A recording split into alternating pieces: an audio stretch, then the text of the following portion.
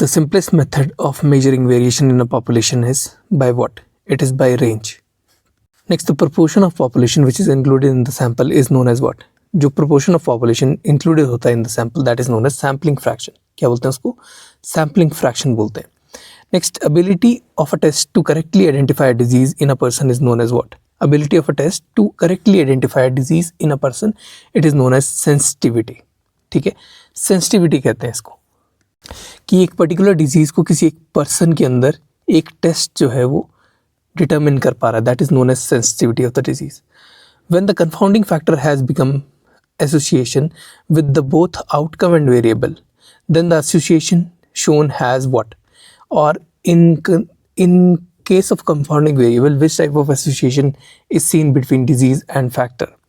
Disease और factor के बीच में स्पूरियस रिलेशनशिप देखा जाता है. SPURIOUS relationship is seen.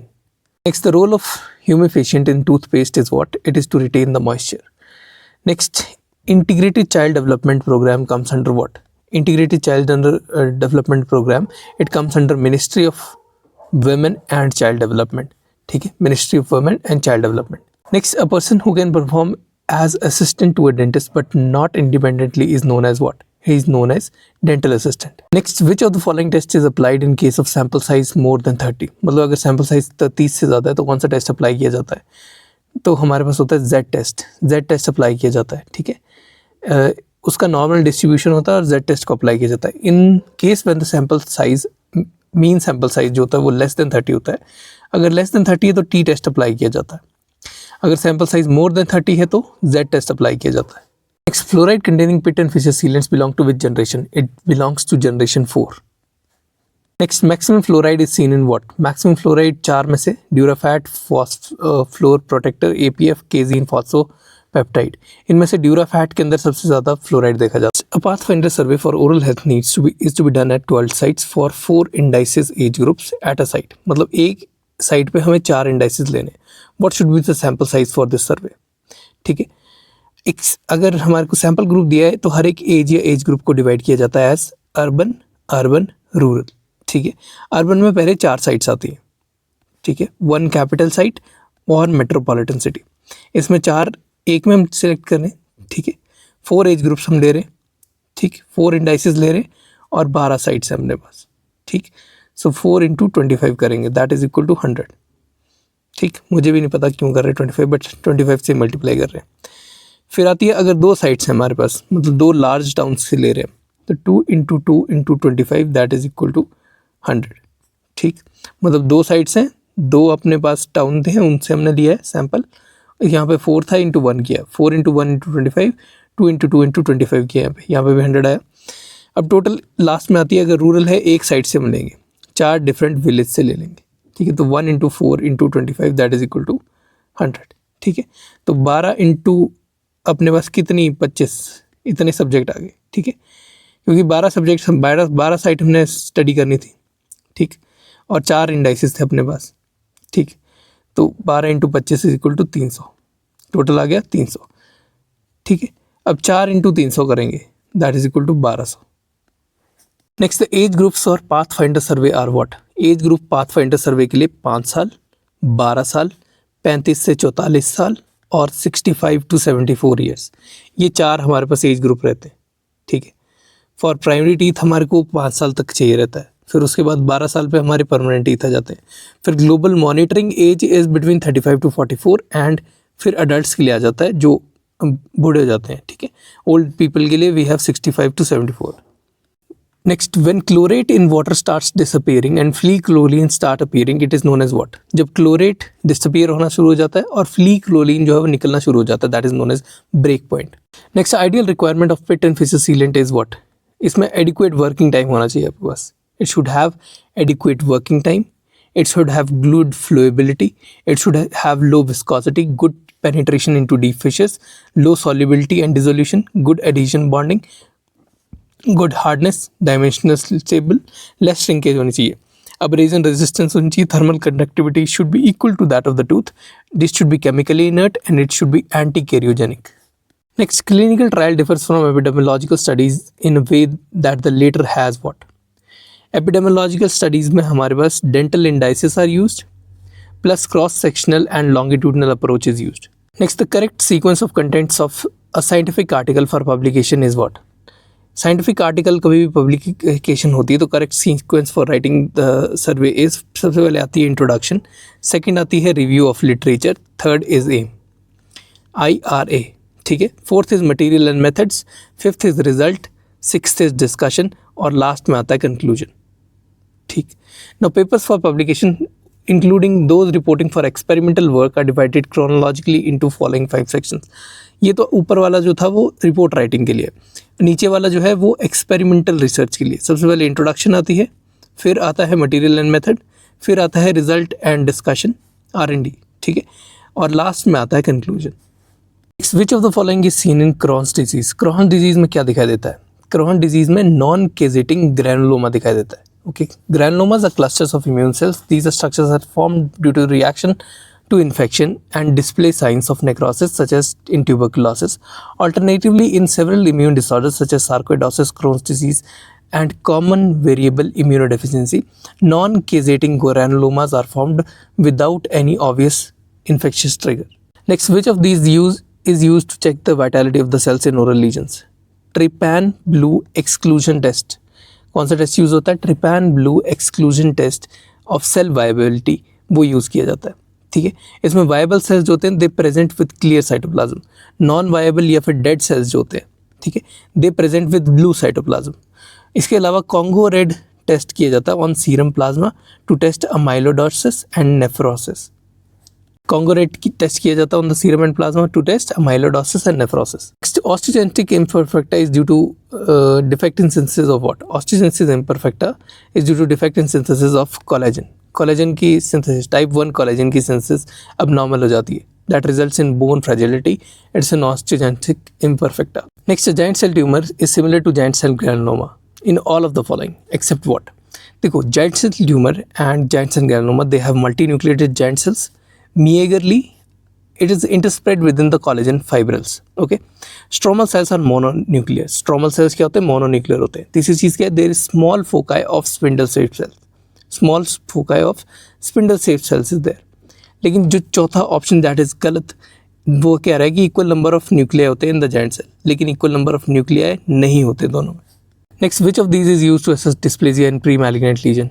DNA ploidy is used to assess dysplasia in a pre-malignant lesion. Tumor DNA ploidy analysis may help to predict the prognosis of adenoid cystic carcinoma and to assess the dysplasia in a pre-malignant lesion like leukoplakia. PCNA, that is proliferating cell nuclear antigen, it tethers to the DNA polymerase to DNA template, and cytokeratin 8 and 19 by immunohistochemistry detect the anaplasia in the system. Next, which of these is a pseudocyst? Traumatic bone cyst जो होती है वो एक pseudocyst होती है due to lack of epithelial lining, और traumatic cyst और solitary bone cyst, इसको hemorrhagic cyst भी बोलते हैं, इसको mucus stratification cyst भी बोलते हैं, इसको unicameral bone cyst भी बोलते हैं. It's also known as simple bone cyst और idiopathic bone cavity.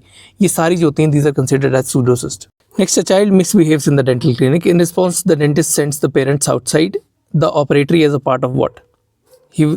There is a part of omission. इसको किसका पार्ट है? omission का पार्ट से. It involves the removal of pleasant stimulus after a particular response. Favorite toy उससे ले लेना या फिर माँ बाप को बाहर भेज देना, ठीक है, ताकि probability of misbehavior जो है वो decrease हो जाए. ठीक, this process is known as omission. Next, children with high caries susceptibility, how dental caries are following in what order? सबसे पहले आते हैं maxillary incisor. अगर ECC का केस है तो high caries susceptibility है. maxillary incisors के बाद आते हैं maxillary molars, फिर आते हैं mandibular molars और फिर आते हैं लास्ट में mandibular incisors. ठीक है, अब बात करते हैं नॉर्मल ससेप्टिबिलिटी के बारे में. उसमें सबसे पहले आते हैं maxillary molars, फिर आते हैं mandibular molars, ठीक है, फिर आते हैं maxillary incisors और लास्ट में आते हैं mandibular incisors, क्योंकि tongue constantly cleaning effect provide करती है. Next, pulpotomy is what level of prevention? Pulpotomy, it's a tertiary level of prevention. ठीक है, it is not primary, it is not secondary, it is a tertiary level of prevention. Why etching time is more in primary teeth as compared to the permanent teeth? Primary teeth में aprismatic and irregular rod pattern होता है of the enamel. Therefore, the primary teeth take more etching time due to less mineral content than the permanent tooth for the presence of more aprismatic enamel. ठीक है. According to the latest AAPD guidelines, nowadays etching time in both primary and permanent teeth are equal, but फिर भी primary में हमें ज़्यादा etching time लगता है. Next, tooth most prone to dental caries in early childhood caries in a child is what? सबसे ज़्यादा prone होते हैं maxillary incisors in the case of early childhood caries. The second deciduous mandibular molar is present in a 12-year-old boy with congenitally missing second premolar. The most conservative treatment would be what? हम क्या कर सकते हैं? हम retain कर सकते हैं deciduous molar को with minimal proximal contact stripping. For long-term aesthetic results, the controlled slicing of the second primary molar is a good option for treating the patients with congenitally missing premolars, as it removes the obstacles which could compromise the final occlusion, such as the need for prosthetic replacement. Maintaining the space by retaining the deciduous molar, especially when the implant is planned for the future. It will often compromise the occlusion due to the differences in crown height and crown length. तो हमें finally implant तो देना ही पड़ेगा किसी ना किसी stage of life पे, लेकिन तब तक हम दांत को प्रिजर्व करके रख सकते हैं. Next, formocresol pulpotomy is done when. Formocresol pulpotomy तब करी जाती है when there is inflammation in the coronal pulp only. ठीक है. Formocresol pulpotomy is used when the inflammation in the coronal pulp और the bleeding from the amputation site should be normal. ठीक है. Red colour या फिर haemostasis जो होती है वो एविडेंट होती है लेस देन 5 मिनट्स के लिए. ठीक है. अगर हम माइल्ड कॉटन का प्रेशर लगा के रख रहे हैं तो. ठीक है. In excessive condition or excessive bleeding, pulpal necrosis or in excessive inflammation extending to radicular pulp and periapical processes, the most probably pulpectomy is preferred rather than pulpotomy. Next, Heimlich manoeuvre in children is done for what. Heimlich manoeuvre is done for foreign body obstruction in inhalation. It is a life-saving procedure and used in airway obstruction cases due to swallowing or inhalation cases of dislodged or anything that is obstructing the airway. In adults, the abdominal thrusts are used. 4 abdominal thrusts are performed in rapid succession. In small children, due to the fear of liver damage, abdominal thrust is not quite used. ठीक है. इसलिए chest manoeuvre को use किया जाता है in the small children. इसको हम बोलते हैं Heimlich manoeuvre. It is use as a part of removing the obstruction, partial obstruction को रिमूव करने के लिए यूज़ किया जाता है. और अगर प्रेग्नेंट फीमेल है और पर्सन जो है वो ओबीस है तो वहाँ पे भी चेस्ट थ्रस्ट यूज़ किया जाता है rather than any other form. Next, safest site for IM injection in children is what. It is vastus lateralis. Safest site कहाँ होती है? वास्तस लेटरालिस में होती है. That is the anterior lateral part of thigh. Next, role of potassium bromide and benzotriazole in a developer is what. Potassium bromide और benzotriazole developer के अंदर restrainer का काम करते हैं. किसका काम करते हैं? रिस्ट्रेनर का काम करते हैं. It is typically used in the film developers to reduce the fog. Okay. Next, the difference between alveolar crest level in vivo and in radiograph is how much? It is 0 to 1.6. ठीक है. 0 से 1.6 millimetre का difference आ जाता है between the alveolar crest level in vivo and in the radiograph. This is mostly due to the angulation of the X-ray. Next, radio opacity at the apex of the molar roots is what? जो apex of molar roots पे radio opacity होती है that is of zygoma and zygomatic process of maxilla in the maxillary tooth. The radio opacity at the apex of the molar roots appears as U-shaped radiopaque lines with rounded edges projected in the apical region of the first and second molars. That is due to the zygomatic process of maxilla in the region, and the apices of first and second molars serve as an articulation for the zygomatic bone. Next, charge transfer across the rows of a detector in a buccal brigade pattern is seen in what? It is seen in CCD. Buccal brigade pattern is seen in CCD. ठीक है. Charge coupled devices or CCDs are the set of charges that is generated by a silicon in a grid and held in place by using set of electrodes at a particular voltage that fix the charges and intended pixel locations. This works on the principle that the photoelectrons have negative charge, so they are attracted to the positive charge voltages. So now if the electrodes are placed in such that the pixel is surrounded by a negative voltage, then the photoelectrons will accumulate in the middle of the pixel. After collection of these photoelectrons that are needed to be measured so that we can now know how many photoelectrons ended up in each pixel. A CCD does this by manipulating the voltage in the electrodes to march the photoelectrons in the pixel to the corner of image. Then by looking at the amount of the charge in the pixels after they arrive at the corner, we construct an image that is what is used for analysis. Thus, it allows us to read the entire image by looking at just one set of wires connected to the corner. The electrical signal on the wire changes with the time to reflect the sequence in which the charges are marched out of the CCD. This process of moving charge from one location to another location adjacent when one is compared to a water bucket brigade. Next, any debris, spot or scratch on intensifying screen may cause what on the resultant radiograph. इससे क्या होता है कि light spots रह जाते हैं radiograph में, वहाँ पे इंटेंसिफाई नहीं हो पाती स्क्रीन. ठीक.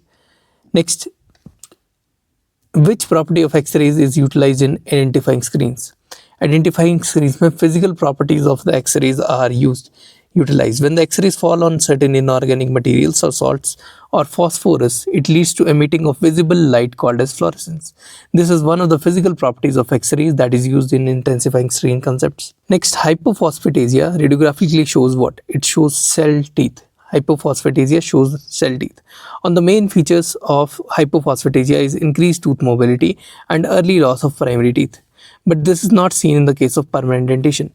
Abnormally large pulp chambers, so-called as shell teeth, are seen both in primary and permanent dentation. Next, which MRI imaging is used to assess soft tissue pathologies? T2 weighted MRI जो होती है, that will use for soft tissue pathologies. T1 के अंदर fat will appear as bright and CSF and water will appear as dark. More commonly used to demonstrate the anatomy. T1 is used to demonstrate the anatomy. जो T2 images होती हैं, ठीक है, in the MRI imaging, उसमें fat will appear dark, ठीक है, and CSF will appear bright. Most commonly used to identify the inflammatory changes and other pathological changes associated with it. Next, first radiographical features in osteomyelitis is what? First radiographic features in osteomyelitis is blurred out trabeculae. Okay, blurred out trabeculae दिखाई देते हैं. The first radiographic evidence of acute osteomyelitis is slight decrease in the density of the bone due to with the loss of sharpness of the trabeculae. Next, subcondylar fractures are best seen in what? Subcondylar fractures are best seen in the reverse Towne's projection. ठीक है, the patient head is tilted downwards so that the canthomedial line forms a 20 to 30 degree angle with the image receptor. ठीक है, नीचे को head down करवाते हैं उसका, reverse tawny बोलते हैं इसको. To improve the visualisation of the condyles, patient mouth is kept open so that the condylar heads come beneath the articular eminence. Next, ground glass appearance, brown tumor and hypercalcemia are features of what? It is a feature of hyperparathyroidism. Ground glass appearance or brown tumor and hypercalcemia, they are features of hyperparathyroidism. इसमें classical triad of it is stones bones. ठीक है, stone bones हो जाती है and abdominal ग्रोन्स हो जाती है. Abdominal groans and stone bones. There is increased serum calcium levels, generalized loss of lamina dura is there. Phalanges of the index and middle fingers have subperiosteal resorption. Ground glass appearance of the bone is seen and development of Brown's tumor is seen. Next, what is true about TUGSE, that is traumatic ulcerative granuloma with stromal eosinophilia? ठीक है, it will heal rapidly after biopsy. Traumatic granuloma or the traumatic ulcerative granuloma with stromal eosinophilia or eosinophilic granuloma of the tongue, इसमें deep pseudo-invasive inflammatory lesion होता है. That is a deep pseudo-invasive reaction and is typically slow to dissolve. ठीक है, most common site of involvement is tongue. Even for the large TUGSE, rapid healing occurs after biopsy. It is a typical feature. And the recurrence, it does not usually occur. Next, what is the most common manifestation of recurrent herpes simplex virus 1 infection? इसमें herpes labialis होता रहता है patient को. ठीक है, recurrent secondary या फिर रिक्रूडेसेंस infection में herpes labialis is most common manifestation that is seen in herpes simplex type 1 infection. Next, best method to diagnose non-odontogenic pain is what? Non-odontogenic pain की best method of diagnosis is history taking.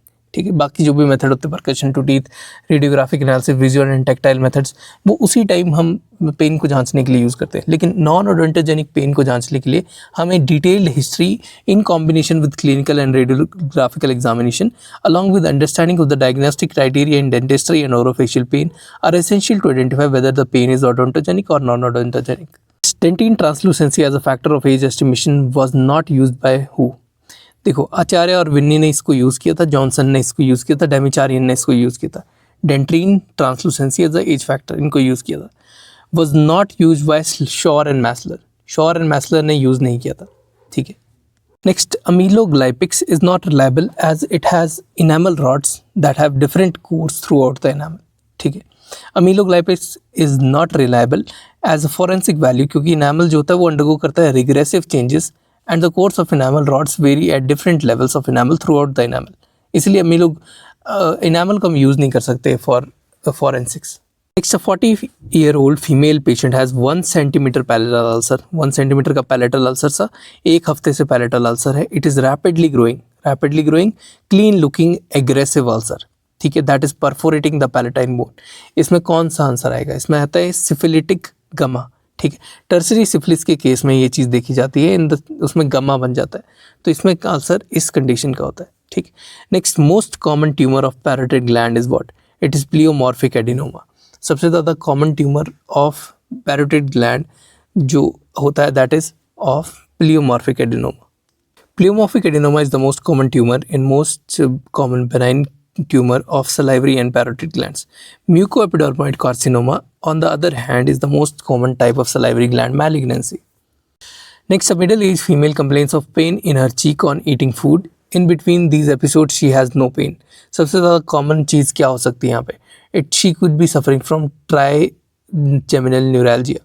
ठीक है, जहाँ पे sharp stabbing pain होती है in the area of distribution of trigeminal nerve, triggered by small stimuli such as speaking, brushing, washing, chewing. कोई भी छोटा अगर कोई भी हमारे पास ट्रिगर आ जाता है तो वहाँ पे ट्राइजेमिनल न्यूरैल्जिया जो है ट्रिगर कर जाता है। Also know that in glossopharyngeal neuralgia pain is related to the areas of glossopharyngeal nerve, तो उसमें मोर प्रेडिलेक्शन होती है towards the middle age person. Pain is sharp in nature and duration is 30 to 60 seconds. Glossopharyngeal neuralgia में 30 से 60 second की pain होती है। Trigger zone at the posterior oropharynx or the tonsillar fossa area is there. Initiation of the act of swallowing is the most important trigger point. ठीक है, glossopharyngeal neuralgia में initiation of the act of swallowing is the most important trigger point. अगली बात आती है स्पिनोपैलेटाइन neuralgia में, इसको बोलते हैं लोअर हाफ हेडेक और Sluder headache or vidian nerve neuralgia or alarm clock headache or atypical facial neuralgia or histamine cephalgia or Horton syndrome or cluster headache or periodic migrainous neuralgia. ठीक है, its important feature is that the pain is of longer duration and no specific trigger zone is needed in sphenopalatine neuralgia. ठीक है, last में एक और option दिया हुआ है टेम्पोरल और जाइंट सेल आर्टराइटिस। टेम्पोरल या फिर जाइंट सेल आर्टेरियाइटिस जो होता है it is a type of atypical migraine. Next, lacrimation seen on mastication is caused by involvement of what? It is caused by involvement of facial nerve. Gusto lacrimation or crocodile tears, इसको Bogorad syndrome भी बोलते हैं।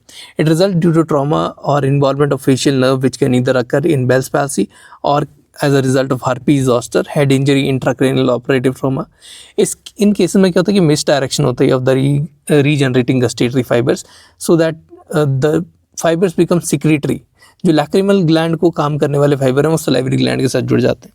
ठीक है, जिससे phrase syndrome हो जाता है अपने पास, that is known as auriculo temporal syndrome, Frey's syndrome या फिर गस्टेटरी स्वेलिंग, गस्टेटरी एपिफोरा भी बोलते हैं इसको। Next, initial changes seen in phenytoin induced gingival enlargement are, answer is painless enlargement of interdental papilla हो जाता है इसमें।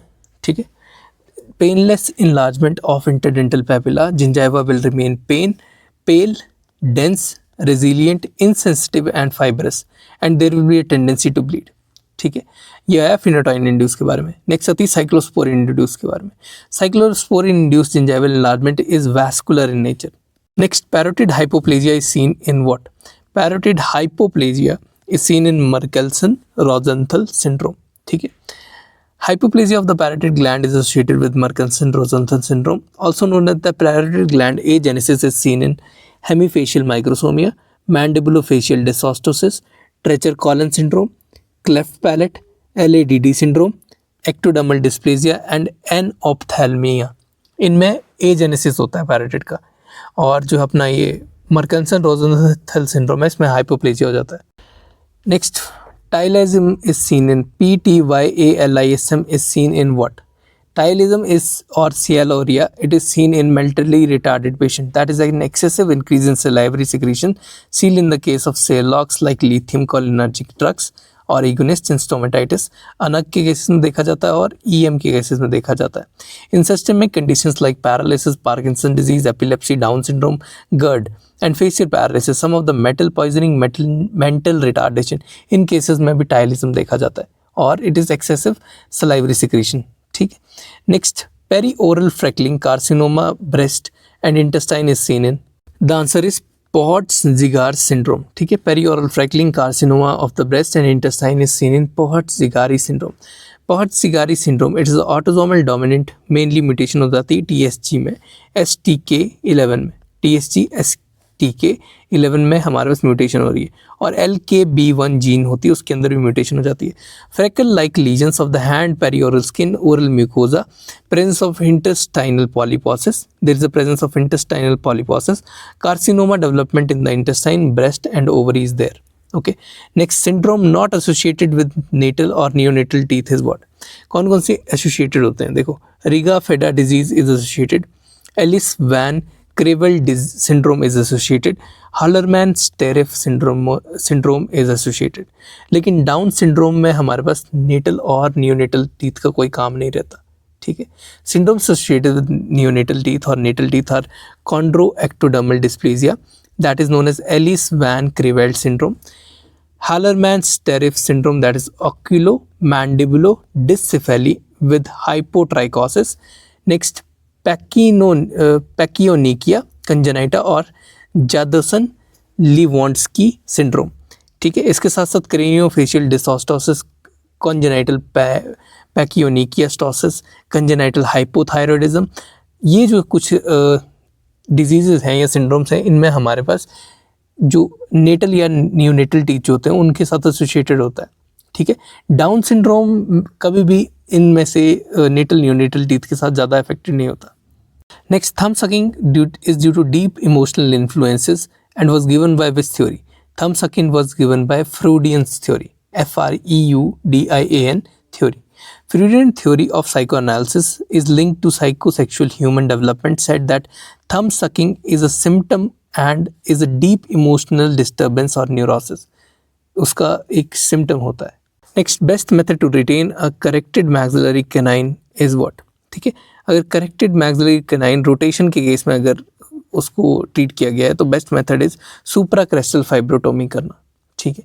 क्योंकि supracrestal fibres are the main reason for the relapse of rotational correction. If this fibres can be severed, the relapse can be minimised. Next, best time for growth modification is what. Growth modification के लिए best time होता है late mixed dentition stage. Late mixed dentition stage होता है best time for modification होता है and is the time of adolescent or pre pubertal growth spurt when most active growth is occurring in the skeleton. This stage is the time of late dentition or mixed dentition period. Next, tooth used in Katz's classification is what? KATZ classification में कौन सा दांत आपका use होता है? Premolar use होते हैं Katz's classification में. ठीक है. अगर आपके एब्सेंस ऑफ मोलर्स है तो प्रीमोलर्स यूज होते हैं Katz's classification. Next, model diagnostic setup for planning clear aligners was given in 1945 by who? 1945 में model diagnostic setup clear aligner के साथ कैसलिंग ने दिया था. ठीक है. उसको कैसलिंग अलाइनर भी बोलते हैं हम. Kesling after developing tooth positioner as an aid of finishing orthodontic treatment suggested that the cutting and repositioning of the teeth in duplicate study models of malocclusions would allow simulation of results before starting orthodontic treatment. Next, the force applied at the centre of resistance of the tooth will cause what type of movement. अगर अब centre of resistance पे अगर हम force लगा रहे हैं तो it will cause a translatory motion. ठीक है. It will cause translatory or a bodily movement. Next, Tanaka Johnson analysis uses which teeth to estimate the width of maxillary canine and premolars? Tanaka Johnson analysis uses the sum of mesiodistal widths of mandibular incisors. ठीक है. To estimate the width of maxillary canines and premolars. Formula given by Tanaka Johnson was y is equal to in maxilla y is equal to x by 2, जिसमें x जो होता है that is sum of mesiodistal width of 4 mandibular incisors हो जाता है. ठीक. अगर हम मैंडिबल की बात करते हैं तो y is equal to 10.5 plus x by 2, जहाँ पे x जो है वो सम ऑफ मेसियोडिस्टल विड्थ है 4 मैंडिबुलर इंसाइजर्स का. Next, W arch appliance is used for what? W arch appliance is used for posterior crossbite, for correction of posterior crossbite. Primary indication of W arch appliance is for the correction of posterior crossbite by arch expansion. Primary indication of quad helix is correction of combination of posterior crossbite and finger sucking habit. ठीक है, quad helix की क्या indication होती है? Correction of combination of posterior crossbite and a finger sucking habit. लेकिन W arch appliance क्या होती है? Correction of posterior crossbite by arch expansion. Next, which of these conditions is not an absolute indication for orthodontic cast setup mounting or orthodontic study models on an articulator. देखो क्या क्या condition रहती है. CRCO deficiency अपनी या फिर discrepancy है, तब हम लेते हैं सेंट्रिक रिलेशन, सेंट्रिक ऑक्लूजन में अगर कोई डिस्क्रिपेंसी है तब हमें माउंट बनाना पड़ता है, कास्ट स्टडी मॉडल बनाना पड़ता है. ऑर्थोग्नेटिक सर्जरी प्लानिंग करनी तब क्लास स्टडी मॉडल बनाना पड़ता है. To record exclusive movements of mandible हमें कास्ट स्टडी मॉडल बनाना पड़ता है. नेक्स्ट, जो गलत ऑप्शन है इसमें लिखा है क्लास 2 माल ऑक्लूजन है with 14 millimetre lateral excess, tooth excess है 14 मिलीमीटर, वहाँ पे कास्ट स्टडी मॉडल बनाने की ज़्यादा जरूरत नहीं होती. Next, which of these is the most promising soft tissue analysis? Stereophotogrammetry. Stereophotogrammetry involves the estimating of 3D coordinates of points of an object, employing measurable measurements that are made in two or more photographic images taken from different positions. The image is calculated from collection of points that is along x-axis, y-axis, z-axis. Stereophotogrammetry is based upon photographing objects by a pair of configured cameras and combining photos. ठीक है, और ये best analysis होता है for soft tissue analysis among the following. Next, anchorage reinforcement can be done with what? Anchorage reinforcement can be done with intact proximal contacts. ठीक है, tooth with intact and tight proximal contacts can provide high anchorage. A tooth anchorage value can affect the root surface strength, the root length. मतलब किस चीज़ पे depend करती है tooth की anchorage की value? Root surface area पे, root length पे करेगी, रूट की शेप पे करेगी. Angulation of the tooth providing anchorage in respect to the teeth that is to be moved. Density of bone क्या है उसके ऊपर करेगी. फिर क्रेनियोफेशियल पैटर्न क्या है उसके ऊपर करेगी. Next, the transverse plane used in Wits appraisal is what? उसको बोलते हैं functional occlusal plane. Transverse plane used in Wits occlusal analysis is the functional plane. In Witt's analysis, functional occlusal plane is used, which is drawn along the maximum intercuspation in the posterior teeth. Maximum intercuspation in the posterior teeth. Rather than the occlusal planes, it is influenced by vertical position of incisors. Next, transverse and vertical study of the skeleton can be done in what? Transverse or vertical study can be done by PA cephalometry. ठीक है, PA से हम कर सकते हैं. Its study is essential to evaluate cranium, face, jaws and dentition in the transverse and the vertical dimensions. Which of these is true about chlorhexidine? Chlorhexidine जो होता है वो brown staining करवा देता है teeth की. That is a true statement. ठीक है, on long term use of chlorhexidine, it causes brown staining of the teeth irrespective of the concentration. Irrespective of the concentration की बात कर रहे हैं हम. Chlorhexidine is effective against most of the gram-positive organisms and fairly effective against gram-negative bacteria. तो ज़्यादा किसको affect कर रहा है? ग्राम पॉजिटिव को कर रहा है. It kills by disrupting the cell membrane known as relatively non toxic skin antiseptic. It has both bacteriostatic and bactericidal properties depending on its concentration. Normally not cause any dentinal sensitivity. On long term, it may cause brown staining of the teeth. Next, aggressive periodontitis differs from chronic periodontitis as the former has a longer bone loss. ठीक है, aggressive periodontitis में ज़्यादा bone loss होता है. Aggressive periodontitis is characterized by medical history becoming non-contributory, attachment loss is there, and bone destruction is very fast. ठीक है, and familial aggregation of cases is there. Other features such systemic conditions are not significant. Severity of periodontal breakdown is much more comparing with clinically visible bacterial deposits. Furcation involvement will have worst prognosis in what? Furcation involvement maxillary first premolar में उसमें worst prognosis होता है. ठीक है, due to treatment difficulties when the lesion is involved in the furcation. Least common site for furcation involvement is maxillary premolar. And most common site for furcation involvement is mandibular first molar. ठीक है, next, plaque that causes maximum connective tissue and bone destruction is what kind of plaque? सबसे ज़्यादा tissue destruction और connective tissue का destruction subgingival plaque कराता है, that is attached to epithelium. ठीक है, subgingival और subgingivally epithelially attached plaque or unattached plaque mainly leads to recession and bone destruction due to the presence of most of gram negative and other gram harmful pathogens. Next, PDL fibers that are removed to prevent relapse are what? PDL fibers जो कि remove किए जाते हैं to prevent relapse are supracrustal fibers. Okay. Next, PDL fibers that prevent extrusion are what? जो prevent करते हैं extrusion, they are alveolar crest fibers. Alveolar crest fibers prevent extrusion of tooth and resist the lateral tooth movements. Next, drug used in microspheres is what? Microsphere एक delivery method है basically. It is used in minocycline. सबसे ज़्यादा commonly use होता है in the minocycline. पेरियो chip जो है वो हमारे पास है क्लोरहेक्सिडिन, ठीक है. पेरियो चिप मतलब एक हिसाब से पेरियो में जो सबसे ज़्यादा चिप यूज़ होती है that's chlorhexidine. Atridox is doxycycline. ARESTIN Arestin is minocycline microspheres. Next, after periodontal flap surgery, patient is recalled in how many days? Periodontal flap surgery के बाद patient को recall किया जाता है after 1 week. Okay, 1 week के बाद उसकी evaluation की जाती है. First follow-up of the patient after periodontal flap surgery is done in 7 days, generally after completion of periodontal therapy or periodontal surgery. Patient recall visit जो होती है या फिर maintenance visit should be every 3 months. हर 3 महीने में होनी चाहिए. Next, after periodontal surgery, epithelial reattachment by hemidesmosomes occur within how many weeks? Hemidesmosomes से जो epithelial attachment होती है वो 1 week के अंदर reoccur होना शुरू हो जाती है. ठीक है. अगर टाइम ऑफ सर्जरी और इसके बीच में कनेक्शन की बात करें तो time of surgery less than 24 hours है अगर तो क्या इवेंट हो रहा होगा? A connection is established by the blood clot between the tooth and bone surface and the flap. ठीक है, लेस देन 24 आवर्स के अंदर.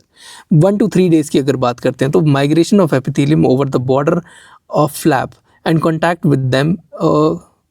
Of them with the tooth is there. ठीक है, migration of epithelium over the flap border and contact of them with the tooth, ये चीज़ देखी जाती है. फिर 1 वीक पे क्या देखा जाता है?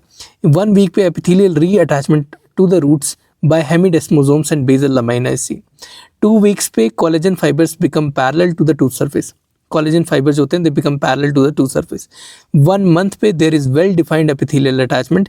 Gingival crevice become fully epithelialised starting of supracrestal fibres. Functional arrangement start हो जाती है. Next, which of these is not a part of red complex? पहले बात करते हैं कौन कौन से आते हैं रेड कॉम्प्लेक्स के अंदर. P जिंजीवालिस आता है, T फोर्सिन्थिया आता है, T डेंटिकोला आता है. ठीक है, अगली बात आती है कि एक्टिनोमाइसिटिस एक्टिनो जो भी है कॉमिटेंस जो है वो नहीं आता रेड कॉम्प्लेक्स के अंदर. छोटे ग्रुप्स की पहले बात करेंगे. रेड कॉम्प्लेक्स में हमने बात की जिंजीवालिस है, फोर्सिन्थिया है, डेंटिकोला है. P gingivalis, T forsythia, T denticola. Purple complex आता है इसके बाद. इसमें आता है V पार्वुला और A ओडोंटोलेटिकस. V पार्वुला और A ओडोंटोलेटिकस जो है वो पर्पल कॉम्प्लेक्स के अंदर आता है. फिर आता है C रेक्टस. ठीक है, ऑरेंज कॉम्प्लेक्स के अंदर आते हैं C रेक्टस जो कि P intermedia, E इनऑर्डिटम, P माइक्रोस, P nigricans, F न्यूक्लिएटम और C शाओए के साथ इंक्लूडेड होता है. ठीक है, फिर एक एक्टिनोमाइसिटिस का एक अलग ही अपना चलता है. ठीक है, एक्टिनोमाइसिस स्पीशीज़ का अपना अलग ही चलता है एक. ठीक, उसके बाद आती है बात ग्रीन कॉम्प्लेक्स की. ग्रीन कॉम्प्लेक्स में हमारे पास आते हैं ई कोरोडेंस, कैप्नोसाइटोफेजा species and एक्टिनोमाइसिटिस कॉमिटेंस.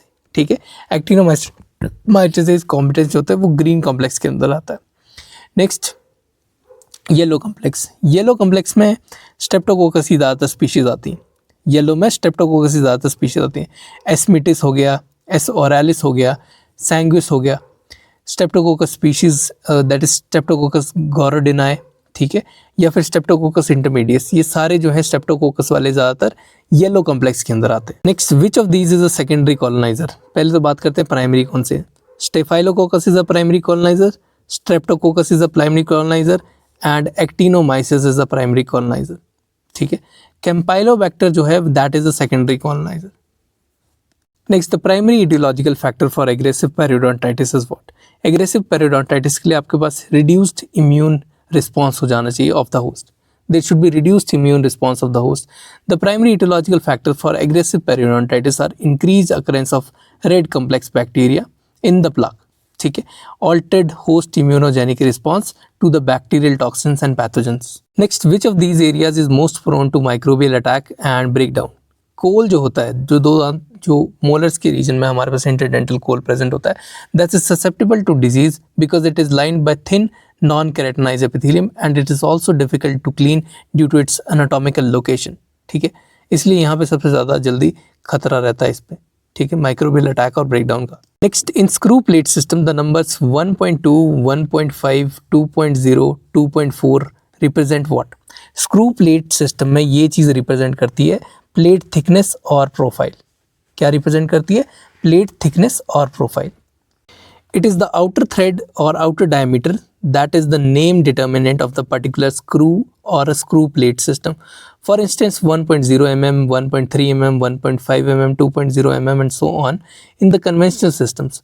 Also, the thickness of the plate, that is plate profile, can be the name determinant.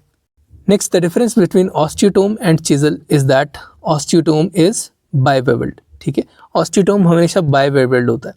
ठीक, ऑस्टिटोम ऐसे तीर जैसे होगा एकदम, और चिजल जो होगी वो एक साइड से शार्प होगी और दूसरी साइड से उसका ब्लंट रहता है। Next, the chemical treatment use for OKC is what? OKC में हम कार्नोइड सॉल्यूशन यूज करते हैं। ठीक है, primary management of OKC is enucleation and curettage followed by 3 minute application of Carnoy's solution. Recurrence warrants the resective treatment. ठीक है, Carnoy's solution was described by Voorsmit in 1981 में वॉरस्मिथ ने कार्नोइड सॉल्यूशन को describe किया था। It was first used as a medicament in surgery by Cutler and Zollinger in 1933। Cutler and Zollinger ने 1933 में इसको मेडिकामेंट की तरह यूज़ किया था। Tissue fixation property for histology it is having, and tissue cauterisation property for chemical curettage and bone cysts.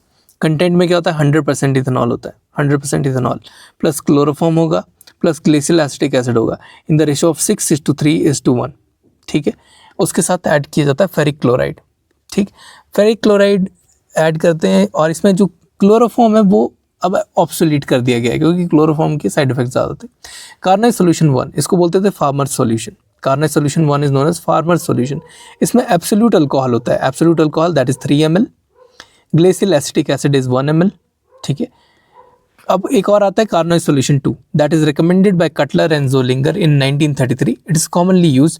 इसमें absolute alcohol होता है 6 ml, क्लोरोफॉर्म होता है 3 ml, glycerol acetic acid is 1 ml, ferric chloride is 1 gram. Modified carnoid solution जो होता है that is chloroform free. Modified carnoid solution chloroform free होता है। इसमें फेरिक क्लोराइड होता है 1 gram and glycerol acetic acid is 1 ml। ठीक है, and absolute alcohol in this is 6 ml।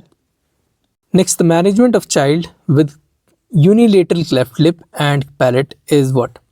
Unilateral cleft lip और palate में 4 to 5 months for lip and soft palate repair.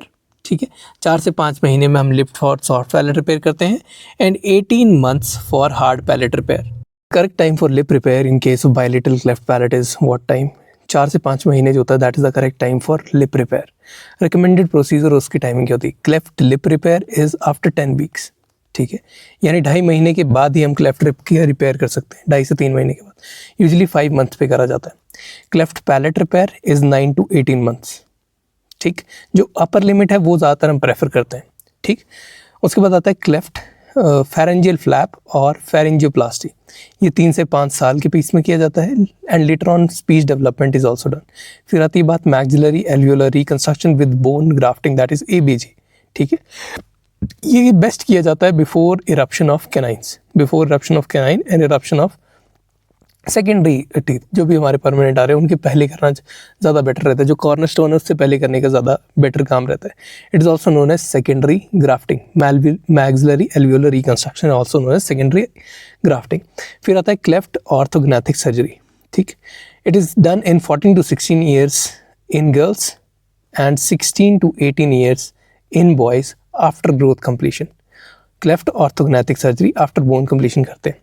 फिर बात आती है क्लेफ्ट राइनोप्लास्टी की after 5 years but preferably at skeletal maturity points. ठीक है, 5 साल के बाद किया जाता है, लेकिन प्रेफरेबली हम ये चीज़ देखते हैं कि स्केलेटल मैच्योरिटी जो है पेशेंट वो अचीव कर चुका है। ठीक है, it is best after 5 years of as.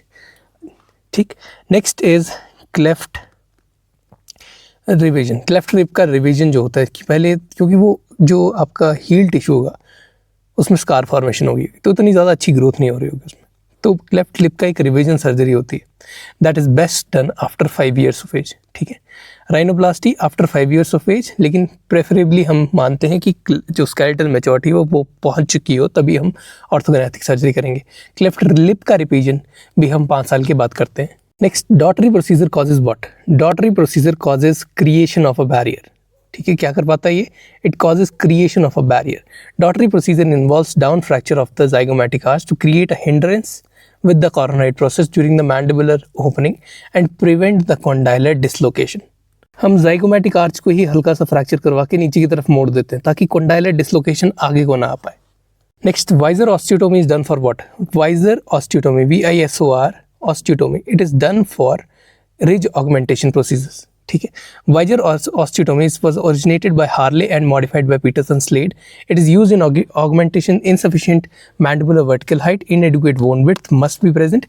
10 mm की bone width present हो सकती है. It involves verticobuccal lingual splitting of anterior mandible and raising of the lingual segment superiorly. The most common site of isolated mandibular fracture is what? Isolated mandible के fractures angle पे सबसे ज़्यादा common रहते हैं. Most common single isolated fractures angle of mandible पे सबसे ज़्यादा common रहेंगे, और most common fracture of the mandibles in combination with other site वो कॉन्डाइल के ऊपर सबसे ज़्यादा कॉमन रहेंगे. ठीक है, इन कॉम्बिनेशन कॉन्डाइल के ऊपर ज़्यादा रहेंगे. Next, antibiotic of choice in odontogenic soft tissue infection is what? Antibiotic of choice odontogenic soft tissue infection में ब्रॉड स्पेक्ट्रम एंटीबायोटिक्स दिए जाएंगे. ठीक है, ब्रॉड स्पेक्ट्रम, बिकॉज एम्पेरिकली हमें पता नहीं है कि कौन सा एंटीबायोटिक जो है वो काम करेगा. ठीक, तो इसलिए हम पूरे, जैसे कि इन्फेक्शन, जैसे मैनिंजाइटिस हो गया, कोई भी इन्फेक्शन हुआ है, ठीक है, ओडोंटोजेनिक स्पेस का, तो वहाँ पे हम ब्रॉड स्पेक्ट्रम एंटीबायोटिक यूज़ करना स्टार्ट कर देते हैं. जैसे एम्पिसिलिन हो गया, अमीनोग्लाइकोसाइड्स यूज़ करते हैं, जैसे कि एम्पिसिलिन, अमोक्सिसिलिन, अमोक्सक्लैव. ठीक है, except for streptomycin, streptomycin use नहीं करते. कार्बापीन्स यूज़ कर सकते हैं, imipenem, piperacillin, tazobactam, ticarcillin, quinolones use कर सकते हैं, टेट्रासाइक्लिन यूज़ कर सकते हैं, chloramphenicol, trimethoprim, sulfamethoxazole, that is known as bacterium. ठीक है, ट्राइमेथोप्रिम या सल्फामेथॉक्सोजोल को क्या बोलते हैं? बैक्टेरियम बोलते हैं, BACTRIM. Next, a tooth is which is impacted mesioangularly. Mesioangular impaction है, क्लास 2 में है, पोजीशन C है. उसका डिफिकल्टी इंडेक्स कितना आएगा? देखो, मीजियोएंगुलर है तो उसकी वजह से 1 आ रहा है हमारे पास.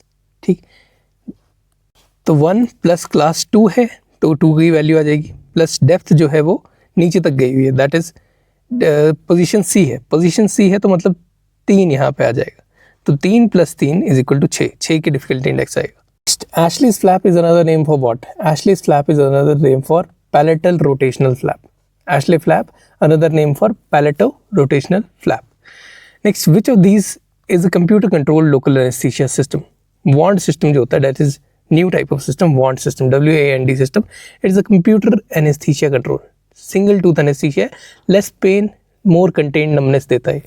ठीक. Next, trismus of medial pterygoid can occur after which of these blocks? Medial pterygoid की trismus जो होती है वो inferior alveolar nerve block के बाद occur करती है.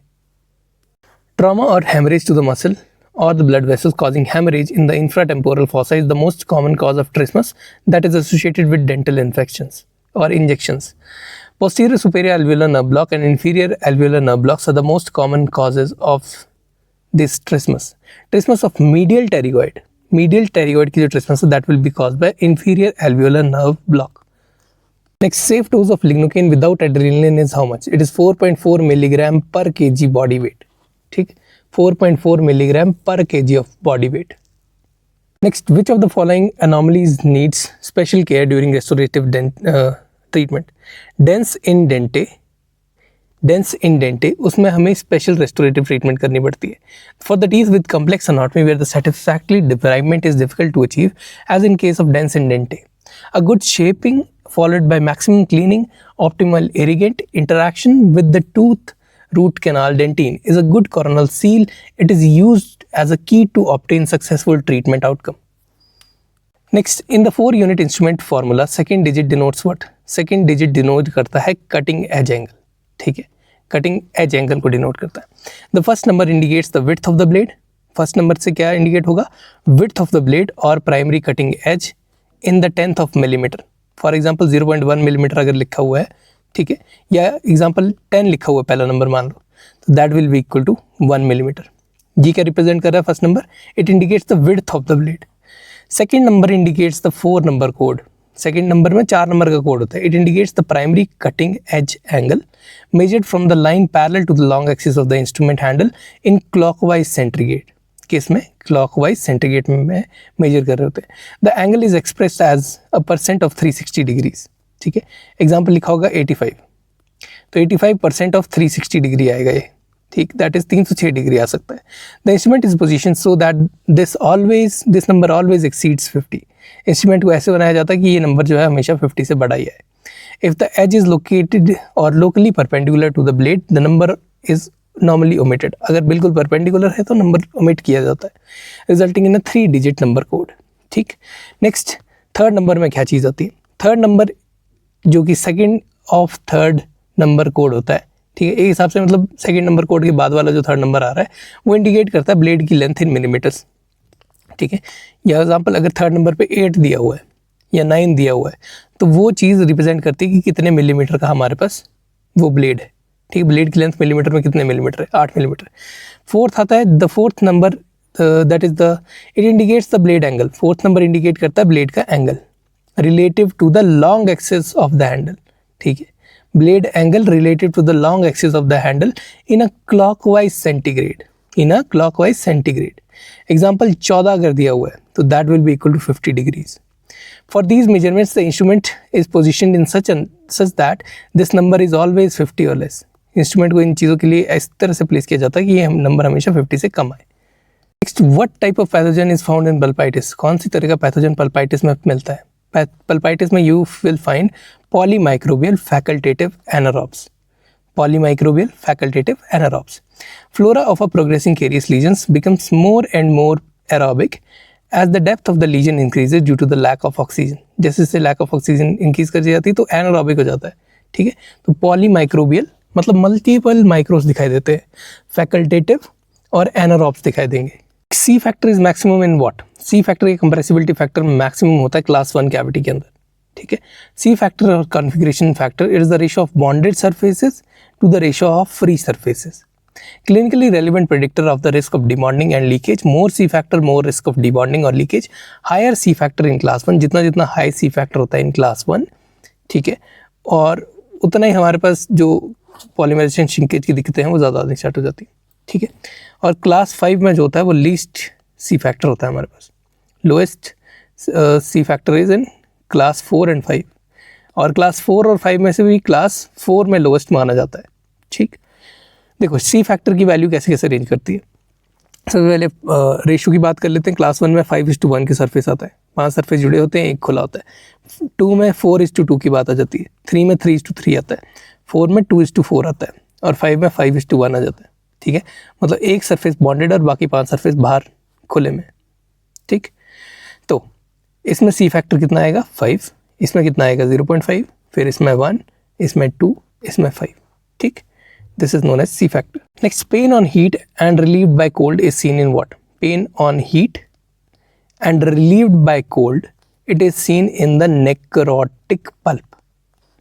Basically, irreversible pulpitis में ये चीज़ देखी जाती है when the tooth responds to heat and the pain that is generated is relieved by cold.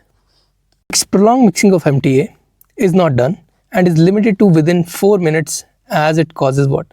ठीक है, प्रोलॉन्ग मिक्सिंग एमटीए की नहीं करी जाती और 4 मिनट के अंदर ही एमटीए को मिक्स करके प्लेस कर दिया जाता है। क्यों? क्योंकि एमटीए जो है वो डिहाइड्रेट हो जाता है बहुत fast, okay. The mixing of MTA more than 4 minutes it leads to dehydration of the MTA mix. In class 3 of Kim's classification what is there? Class 3 Kim's classification में एक शॉर्ट कंप्लीट इस्थमस होता है between 2 canals. A short complete isthmus is present between 2 canals. Isthmus classification by Kim and his colleagues. Type 1 जो होता है उसमें फेंट communication होता है बिटवीन 2 कैनाल्स। मान लो ये प्रीमोलर है तो इसमें 2 कैनाल्स के बीच में बिल्कुल फेंट कम्युनिकेशन होगा, दिस इज टाइप 1। टाइप 2 में there is a definite connection between 2 canals. मान लो ये हमारे पास प्रीमोलर है तो there is a definite connection between 2 canals that is present in type 2 sorry, that is known as a complete isthmus, okay. Type 3 में क्या होता है कि it is very short complete isthmus is present between 2 canals. दोनों canals भी पास होंगी और बहुत शॉर्ट कंप्लीट इस्थमस प्रेजेंट होगा दोनों कैनाल्स के बीच में, that is known as type 3 classification. फिर टाइप 4 आता है दैट इज कंप्लीट और इनकम्प्लीट इस्थमस बिटवीन 3 और मोर कैनाल्स, ठीक है। कंप्लीट और इनकम्प्लीट इस्थमस बिटवीन 3 और मोर कैनाल्स, 1, 2, 3 या 4 कैनाल्स हैं, इनके बीच में कंप्लीट या इनकम्प्लीट इस्थमस इज प्रेजेंट, ठीक है। फिर लास्ट में आता है 5, टाइप 5। इसमें 2 या 3 कैनाल ओपनिंग्स होती हैं विदाउट विजिबल कनेक्शंस, 2 या 3 canal openings without visible connection. Type 5 में कोई भी कनेक्शन नहीं विजिबल होता, okay. Which of these instruments is not used in any age of obturation? Barbed broach जो है वो ऑब्चुरेशन में यूज़ नहीं करते हम, स्प्रेडर यूज़ करते हैं, प्लगर यूज़ करते हैं, लेंटिनो स्पायरल यूज़ करते हैं, ठीक है। बार्ब्ड ब्रॉच तो हम पल्प को रिमूव करने के लिए यूज़ करते हैं, जब कैनाल्स के बाद जब हमें पल्प को एक्सेस करना होता है तो उसके डेंटल पल्प को हम रिमूव करने के लिए बार्ब्ड ब्रॉच यूज़ कर रहे होते हैं। Next, mild endodontic treatment flare up is seen in what? Non vital tooth की जब हम आरसीटी करते हैं, नॉन वाइटल टूथ की जब आरसीटी करते हैं तो endodontic flare up is seen, ठीक है। Endodontic flare up is lowest in the patients without periapical pathologies, ठीक है। अगर कोई पेरियोपाइकल पैथोलॉजी नहीं है तो वहाँ एंडोडोंटिक फ्लेयर अप बिल्कुल कम होता है, ठीक है। और अगर साइनस ट्रैक प्रेजेंट है तो वहाँ पे भी कम होता है। लेकिन अगर नॉन वाइटल टूथ है, ठीक है, तो वहाँ पे हमारे पास फ्लेयर अप देखा जाता है।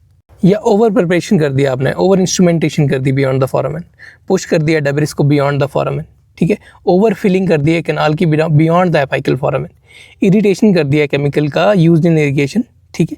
जो केमिकल है वो पास आउट कर गया है, कैनाल से बाहर चला गया और वहाँ जो हमारा पेरियोपाइकल स्पेस है वहाँ पे जहाँ पे पैथोलॉजी प्रेजेंट है वहाँ पे पड़ा हुआ है, उसकी वजह से बहुत ज़्यादा पेन होती है। By irritation of different intra canal medicaments and sealers, ठीक है।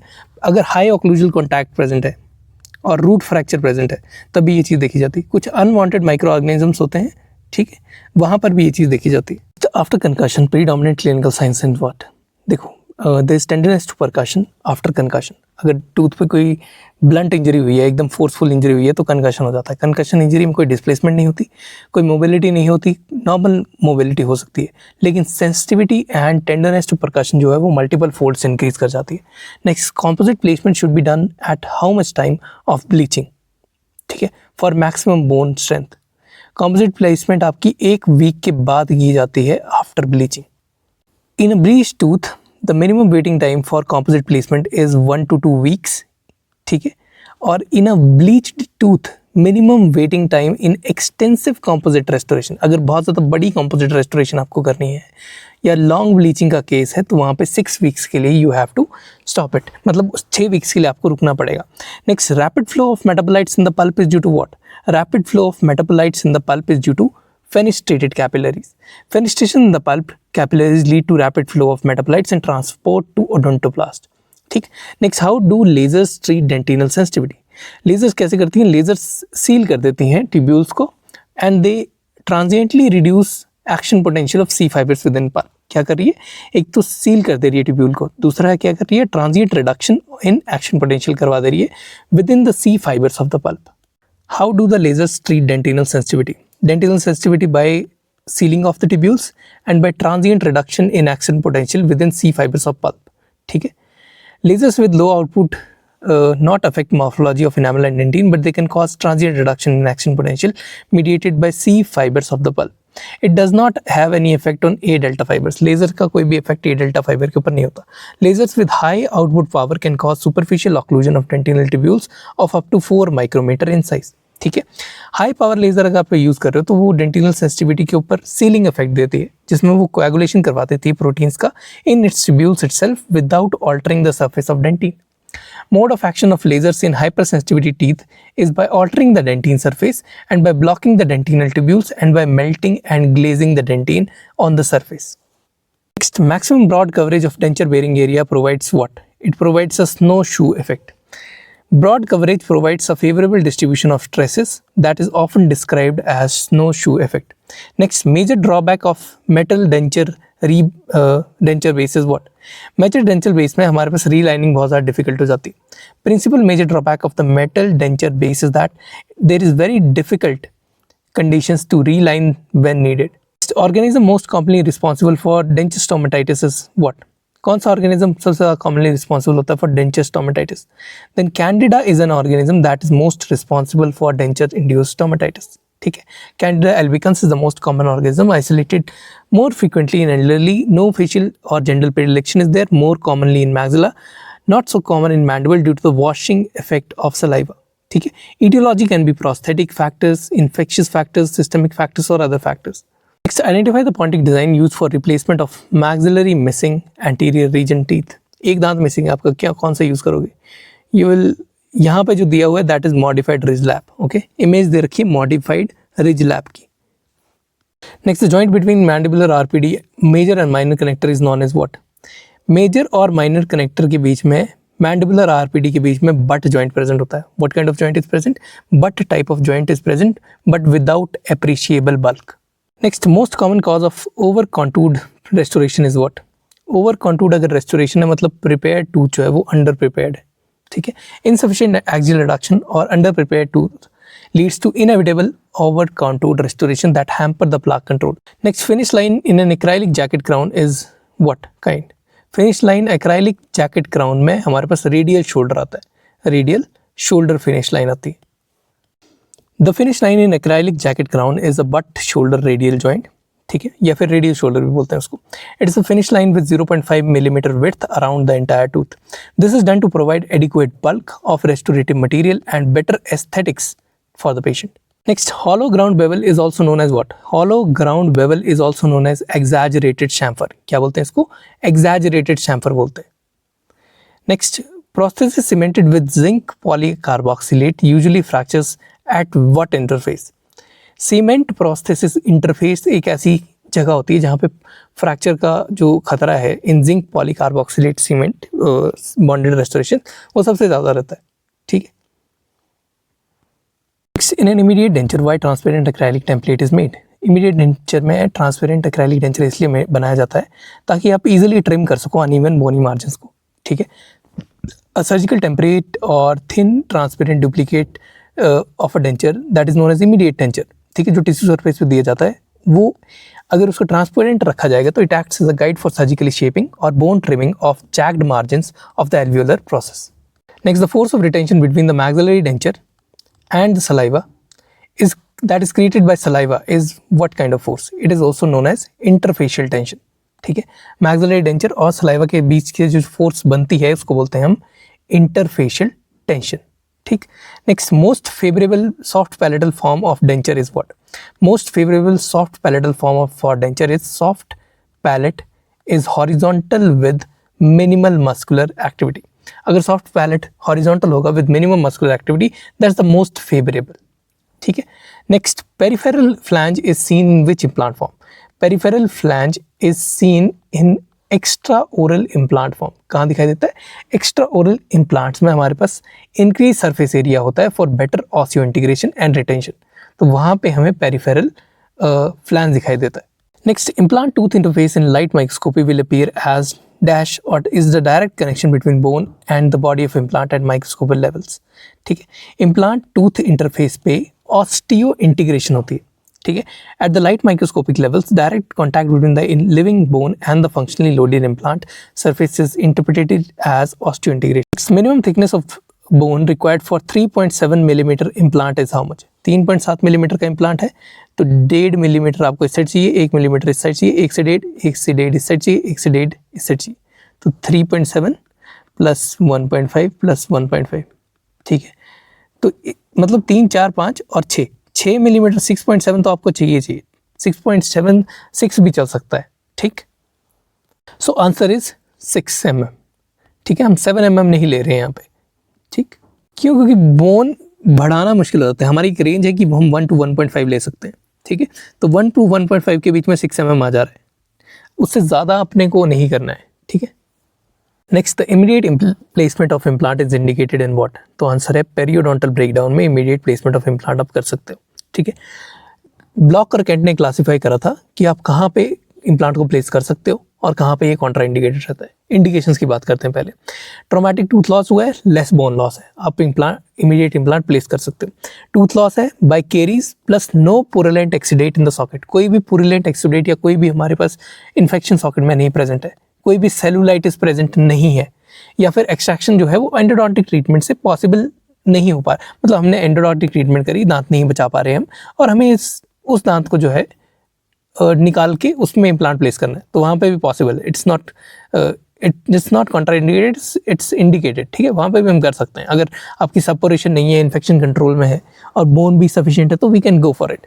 नेक्स्ट, पेरियोडोंटल बोन लॉस है, कोई पुरुलेंट एक्सुडेट नहीं है. पेरियोडोंटल बोन लॉस है प्लस कोई पुरुलेंट एक्सुडेट नहीं है, वहाँ पे भी कर सकते हैं. सॉफ्ट टिश्यू की एडुक्वेट हेल्थ जो है वो बहुत ज़्यादा अच्छी है. वो एक बहुत अच्छी इंडिकेशन रहती है जहाँ पे हमें इम्प्लांट प्लेस करना है.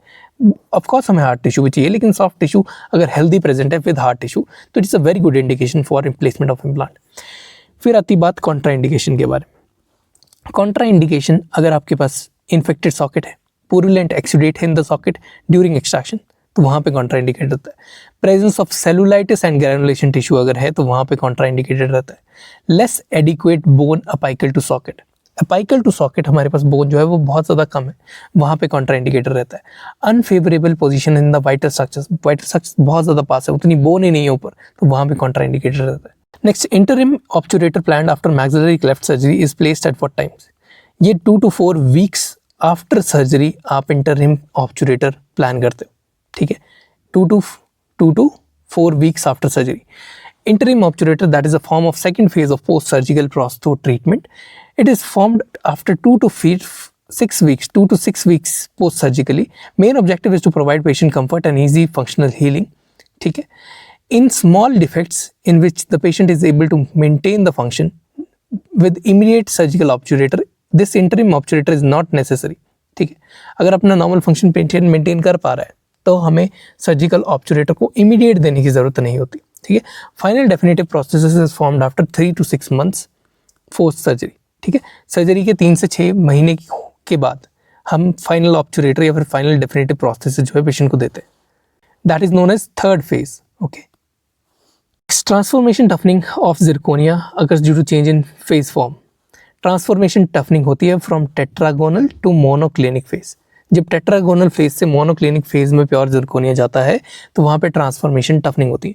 Pure zirconium dioxide has monoclinic crystal structure at room temperature and this transforms into tetragonal and cubic zirconia at elevated temperatures.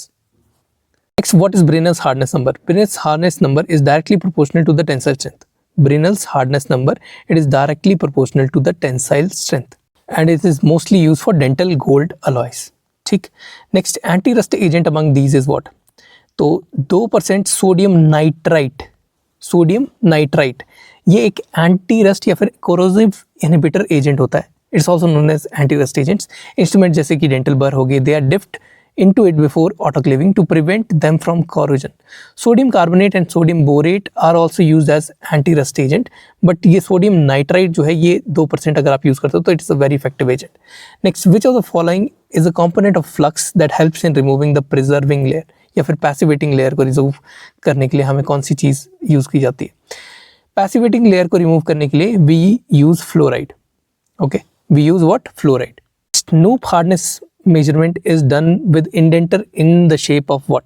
Indenter की शेप होती है rhomboid, ठीक है। rhombus शेप होती है नूप हार्डनेस नंबर के अंदर। Diamond tipped tool with rhomboid outline impression, इसमें लार्जेस्ट डायगोनल लेंथ रहती है, दैट इज मेजरमेंट, और वो यूज किया जाता है फॉर मेजरिंग हार्डनेस, ठीक है। इंडेंटर की शेप जो होती है that is rhomboid. Next, gas entrapment within the mold leads to what type of porosity in the casting? Gas entrapment की वजह से बैक प्रेशर पोरोसिटी आती है। गैस एंट्रैपमेंट की वजह से बैक प्रेशर पोरोसिटी आती है। Next, porosity caused by rapid cooling solidification of molten alloy is what? अगर रैपिड कूलिंग करवा देते हैं तो there is the risk of micro porosity in it, ठीक है। Type of porosities in the casting, solidification defect होते हैं। पहले तो सॉलिडिफिकेशन डिफेक्ट होते हैं localised shrinkage porosity, micro porosity, suck back porosity, these are solidification defects. फिर आती है बात ट्रैप्ड गैसेस पोरोसिटी की। इसमें pin hole porosity, gas inclusion porosity, sub surface porosity and back pressure porosity आता है, ठीक है। Pinhole, gas inclusion, sub surface and back pressure porosity. Micro porosity is generally present in fine grain alloy casting when the solidification is too rapid for micro voids to segregate into the liquid pool, ठीक है। Micro porosity जो होती है वो fine grain alloy casting के अंदर ज़्यादा commonly देखी जाती है जब सॉलिडिफिकेशन बहुत ज़्यादा रैपिडली कर दें हम तो, या फिर माइक्रो वॉइड्स की फॉर्मेशन हो जाए जो कि लिक्विड पूल में प्रेजेंट है। The property of composite that is affected by size and number of fillers is what? तो साइज और नंबर ऑफ फिलर से आपको पॉलीमराइजेशन श्रिंकेज जो है वो अफेक्ट होती है। Fillers in composite generally range between 30% to 70%, ठीक है, बाय वॉल्यूम, और 50% to 85% by weight. 30 to 70% by volume या फिर 50 to 85% बाय वेट, ये रेंज करते हैं, ठीक है। बेनिफिट ऑफ फिलर क्या होता है? सबसे पहले रीइंफोर्समेंट होती है, compressive strength, tensile strength, modulus of elasticity जैसे कि स्टिफनेस या रिजिडिटी और टफनेस, ये सारी रीइंफोर्समेंट की वजह से होता है। Reduction in polymerisation shrinkage, contraction कम रहता है, रिडक्शन इन थर्मल एक्सपेंशन रहता है, एंड कॉन्ट्रैक्शन इज रिड्यूस्ड, ठीक है। कंट्रोल वर्टिकेबिलिटी हो जाती है और विस्कोसिटी डिक्रीज हो जाती है। वाटर की सॉर्प्शन इंक्रीज डिक्रीज कर जाती है, वाटर अब कम एब्जॉर्ब करेगा ये कॉम्पोजिट, ठीक है। इम्पार्टिंग रेडियो ओपेसिटी, मतलब ये फिलर जो है वो एक रेडियो ओपेसिटी इम्पार्ट करने का काम भी करते हैं। Next, the diluent that is used in बिस गमा बेस्ड कॉम्पोजिट इज व्हाट। देखो डाइल्यूएंट जो बिस गमा में यूज होता है दैट इज टेगडमा, TEGDMA, ठीक है। Tegdama is the diluent. Bisgama or the Bowen's resin or aromatic ester of dimethacrylate synthesized from epoxy resin ethylene glycol of bisphenol A and methacrylate extremis viscous low viscosity dimethacrylate जैसे कि Tegdama आ जाता है, Eudigma आ जाता है, ये blend किए जाते हैं with Bisgama to reduce the viscosity and provide good consistency and useful manipulation properties. Next, open ring polymerization is shown by what? Open ring polymerisation 4 option दिए, UDMA, CDMA, टेगडमा, TEGDMA और चौथा है silorane. Open ring polymerisation is shown by silorane. Open ring polymerisation कौन show करता है?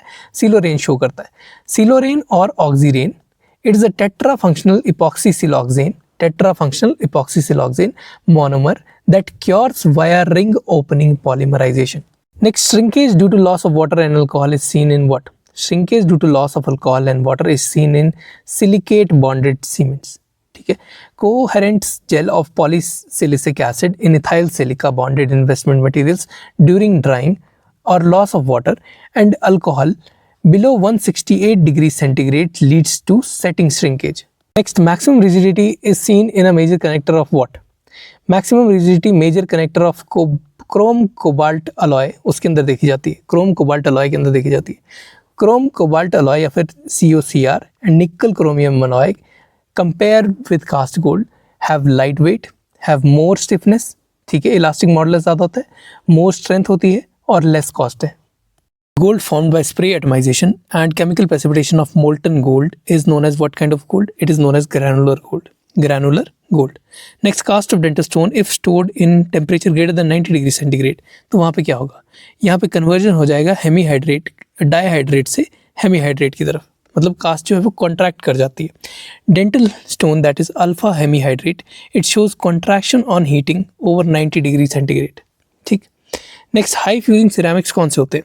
High fusing ceramics वो होते हैं जो कि 1300 डिग्री सेंटीग्रेड के ऊपर जाके फ्यूज़ करते हैं, they are known as high fusing ceramics.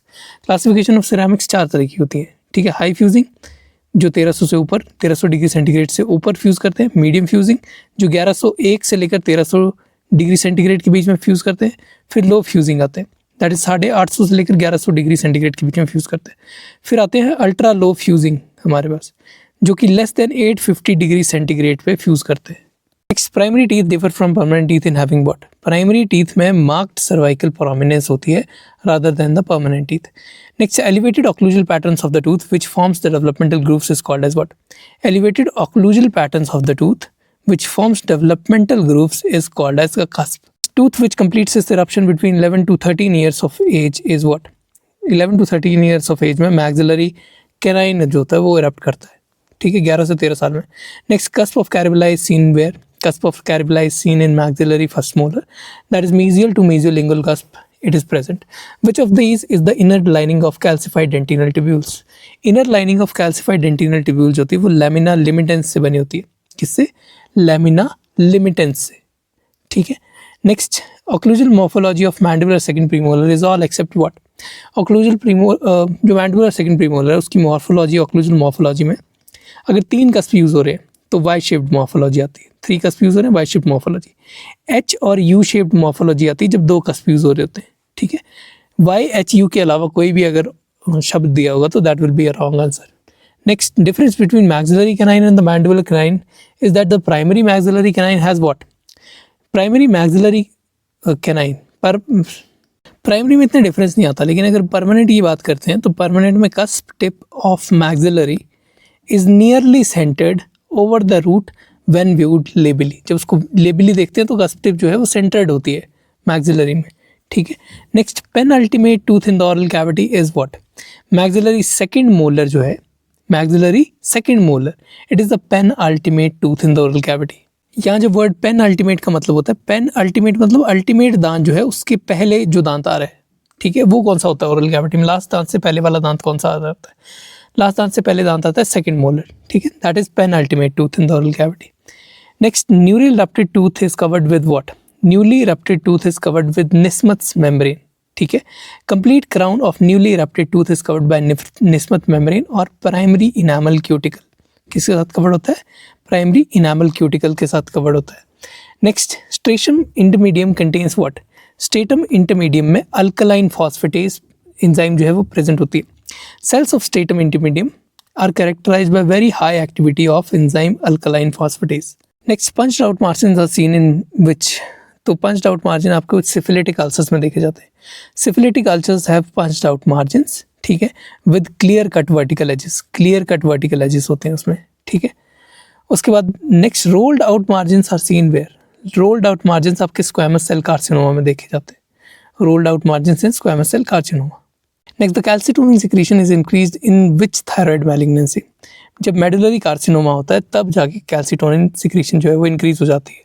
After surgical resection of medullary variant of thyroid carcinoma, raise serum calcitonin levels, they serve as a marker for recurrent or residual disease. Pilonidal sinus has what? Pilonidal sinus में dead hair present होते हैं, ठीक है. Pilus is hair. Pilus या फिर pilus जो होता है that represents hair. Nidus मतलब होता है nest.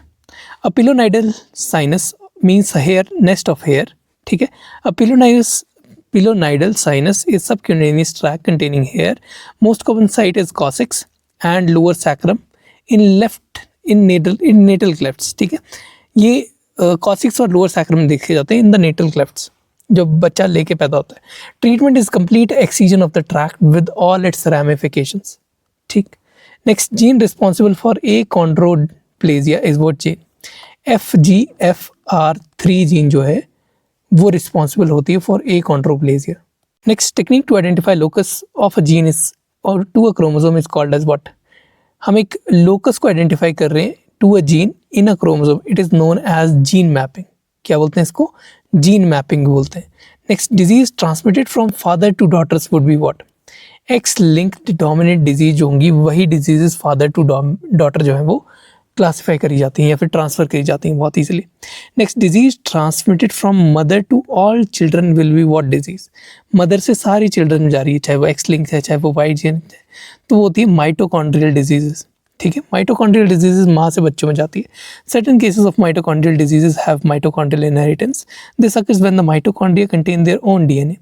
Mitochondrial conditions cause mutations in the mitochondrial DNA and are exclusively inherited from the child's mother, ठीक. Next, a patient with sporadic ataxia should be checked for all except what? Sporadic ataxia, उसको तो vitamin E check करना होता है, vitamin B1 check करना होता है और TSH लेवल्स चेक करने होते हैं. विटामिन जो फॉलिक एसिड है उसका इतना रोल नहीं रहता है, ठीक है. Ataxia is a neurological sign consisting of lack of voluntary coordination of the muscle movements that causes abnormal gait, ठीक है. एटाक्सिया का मतलब है कि न्यूरोलॉजिकली सही नहीं चल रहा जिसकी वजह से गेट खराब हो गया. टाइप ऑफ एटाक्सिया होता है सेरिब्रल एटाक्सिया, दिमाग में कोई दिक्कत सेरिबेलम में उसकी वजह से ठीक नहीं चल पा रहा है. Sensory ataxia due to loss of proprioception generally caused by dysfunction of the dorsal column of the spinal cord which carry proprioceptive information to the brain. फिर आता है vestibular ataxia due to dysfunction of vestibular system. फिर आता है Harrison ने कुछ एटाक्सियाज को classify किया था on the basis of nutritional deficiencies. पहला है अल्कोहलिक न्यूट्रिशनल डेफिशिएंसी. अल्कोहलिक वालों में B1 और B12 जो है वो बहुत ज़्यादा कम हो जाता है जिसकी वजह से एटाक्सिया आ जाता है, ठीक है. नेक्स्ट, माल एब्जॉर्प्शन सिंड्रोम, विटामिन ई की डेफिशिएंसी हो जाती है वहाँ पे. हाइपोथायरॉयडिज्म के कंडीशन में देखा जाता है, ठीक है. इंटॉक्सिफिकेशंस, एग्जाम्पल लिथियम इंटॉक्सिफिकेशन, फिनेटोइन इंटॉक्सिफिकेशन, बारबिचुरेट इंटॉक्सिफिकेशन, मर्करी इंटॉक्सिफिकेशन, इसमें भी हमें एटाक्सिया देखा जाता है, ठीक. लास्ट में आती बात इन्फेक्शंस के बारे में. Acute viral cerebellitis and Lyme's disease, इन दोनों के अंदर हमारे पास एटाक्सिया देखा जाता है. Next, female patient has multiple dental caries, cough है उसको, जॉइंट पेन है, सलाइवरी ग्लैंड इन्फ्लेमेशन है. What lab investigations needed to be done in this patient? हम anti-RO करेंगे और anti-LA चेक करेंगे. Next, UHTHOFF sign is seen in what? Uhthoff sign जो होता है वो मल्टीपल स्क्लेरोसिस में देखा जाता है, ठीक है. Heat sensitivity refers to neurological symptoms that are produced by elevation of body's core temperature. Body का कोर टेम्परेचर यहाँ पे इंक्रीज कर जा रहा है. Example, unilateral visual blurring during hot shower with physical exercise, which is known as O'Thoff sign. This is seen in multiple sclerosis. Hence, transient worsening of multiple sclerosis symptoms is seen when the patient is febrile.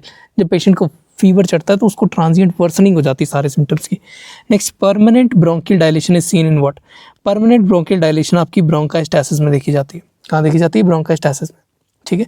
ब्रोंकास्टैसिस is irreversible airway bronchial dilation which can be focal or diffuse and is categorized as cylindrical or tubular. ठीक है. Tubular सबसे ज़्यादा common ब्रोंकास्टैसिस का variant होता है. Next, in mechanically ventilated patient in ICU which of the following does not show improvement in prognosis. Oral decontamination करेंगे, better prognosis आने की चांसेस. डीवीटी प्रोफाइलेक्सिस होती है, कार्डियक आउटपुट चेक किया जाता है. ठीक है. लेकिन डेली एक्सरे लेने से कोई इम्प्रूव प्रोग्नोसिस नहीं होता. ठीक है. Daily exercise were done in earlier cases as it was considered to improve the prognosis in mechanically ventilated ICU patients. However, latest studies suggest that no role of daily X-rays is there as they are indicated only per need. ठीक है. सिर्फ ज़रूरत है तभी करने होते हैं x-ray. Next, most important step in management of acute diarrhoea is what. Most important step is fluid replacement therapy. ठीक है. Next, a middle age man comes to you with renal damage. Blood smear shows thrombocytopenia, cysticercosis. What would be your presumptive diagnosis? यहाँ पे TTP हो गया patient को. ठीक है. क्या हो गया? TTP. That is thrombotic thrombocytopenic purpura and hemolytic uremic syndrome, HUS. It represents a spectrum of microangiopathies that are diseases of small blood vessels that share features of idiopathic thrombocytopenic purpura. ठीक है. hemolytic anemia भी देखा जाता है यहाँ पे, और peripheral smear में सिस्ट्यूसाइट्स देखे जाते हैं. फीवर होता है, रीनल डैमेज होता है, न्यूरोलॉजिकल डिस्टर्बेंसेस होती हैं. Next, irreversible dementia is caused by what. Irreversible dementia is caused by vascular changes और वैस्कुलर डिमेंशिया. ठीक है. Dementia is acquired deterioration in the cognitive abilities that impairs the successful performance और activities of daily living. Classification of dementia illness are reversible and irreversible. Irreversible dementia में Alzheimer आ जाता है, Parkinson आ जाता है, vascular dementia आ जाता है, degenerative disorders आ जाते हैं जैसे कि Huntington's disease, multiple sclerosis, chronic infection हो जाते हैं जैसे कि HIV एंड JC वायरस. ठीक है.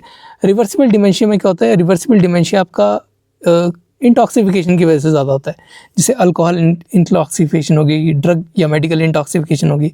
वाइटामिन डेफिशिएंसी में vitamin B1 deficiency, that is Wernicke's encephalopathy occurs, pellagra occurs, endocrine disorders occurs. ठीक है.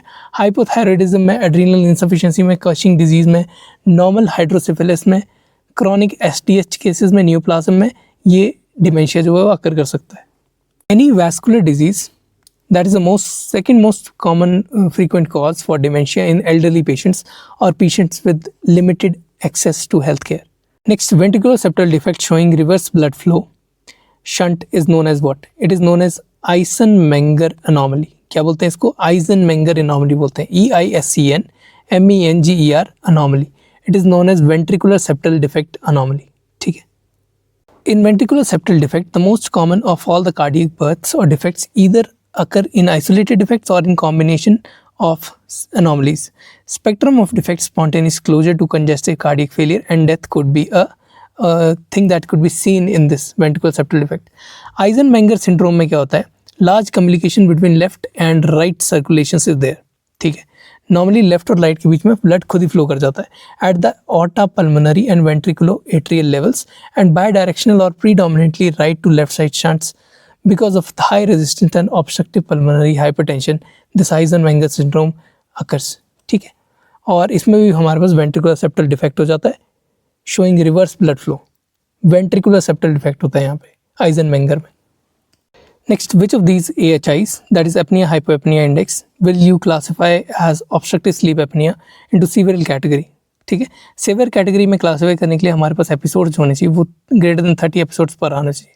मतलब 1 घंटे में वो 30 बार उठ रहा है, उसको 30 बार एपनिया हाइपोएपनिया का जो अटैक है वो पड़ रहा है. ठीक है. तब हम उसको कहते हैं ऑब्स्ट्रक्टिव स्लीप एपनिया, जो कि सीवियर कैटेगरी का है. ठीक. Next, all are the features of Cushing syndrome except what. Cushing syndrome में हिरोसिटिज्म होता है, हाइपरटेंशन होता है, प्लस पुअर वुंड हीलिंग होती है. Hirsutism, hypertension plus poor wound healing. लेकिन कुशिंग सिंड्रोम में हाइपोग्लाइसीमिया नहीं होता है. ठीक है. कुशिंग सिंड्रोम में हाइपोग्लाइसीमिया नहीं होता है। Cushing causes glucose intolerance and hyperglycaemia, glucose intolerance करवा देता है और हाइपरग्लाइसीमिया करवा देता है, हाइपो नहीं हो सकता, ठीक है। Next, the most common cause of nephrotic syndrome in adults is what? FSGS।